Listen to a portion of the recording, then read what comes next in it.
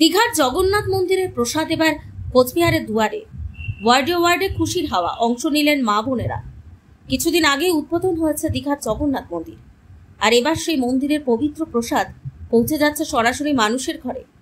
কোচবিহারের প্রতিটি ওয়ার্ডে মুখ্যমন্ত্রী মমতা বন্দ্যোপাধ্যায়ের নির্দেশে এবং নির্মল সাথীদের সহযোগিতায় দুয়ারে রেশন প্রকল্পের মাধ্যমে জগন্নাথ মন্দিরের প্রসাদ বিতরণ শুরু হয়েছে জেলায়। শুক্রবার সকালে কোচবিহার পৌরসভার 6 নম্বর ওয়ার্ডে শুরু হয় এই অভিনব উদ্যোগ। প্রসাদ বিতরণ কর্মসূচির সূচনা হয় নাম সংকীর্তনের মাধ্যমে, যেখানে লাল পাড় সাদা শাড়ি পরা মা বোনেরা উচ্ছ্বাসের সঙ্গে অংশ নেন। উৎসবমুখর পরিবেশে ঘরোয়া আনন্দে মেতে ওঠে গোটা এলাকা।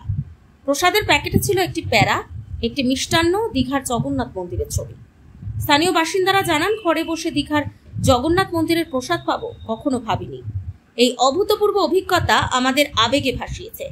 অনেকে আবার জানান, এটি শুধু এক প্রকার প্রসাদ নয়, মুখ্যমন্ত্রীর পক্ষ থেকে এক আত্মিক স্পর্শ। 6 নম্বর ওয়ার্ডের কাউন্সিলর শুভ্রাংশু সাহা বলেন, মাননীয় মুখ্যমন্ত্রীর নির্দেশে প্রবিত্র প্রসাদ পৌঁছে দেওয়া হচ্ছে প্রতিটি মানুষের ঘরে। ধর্ম, সংস্কৃতি ও সামাজিক ঐক্য রক্ষায় এর গুরুত্ব অপরিসীম।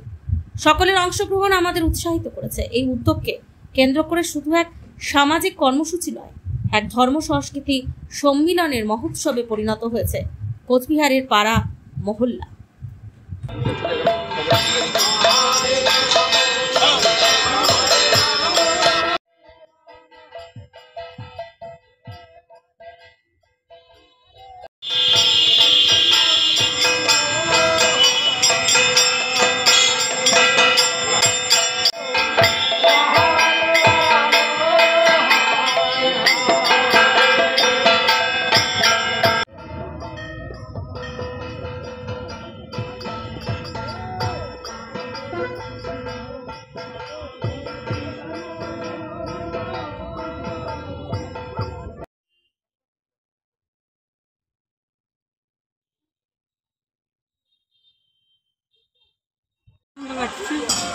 ভাবতে পেরেছিলেন যে বাড়িতে বসে জগন্নাথ দেবের প্রসাদ পাবেন?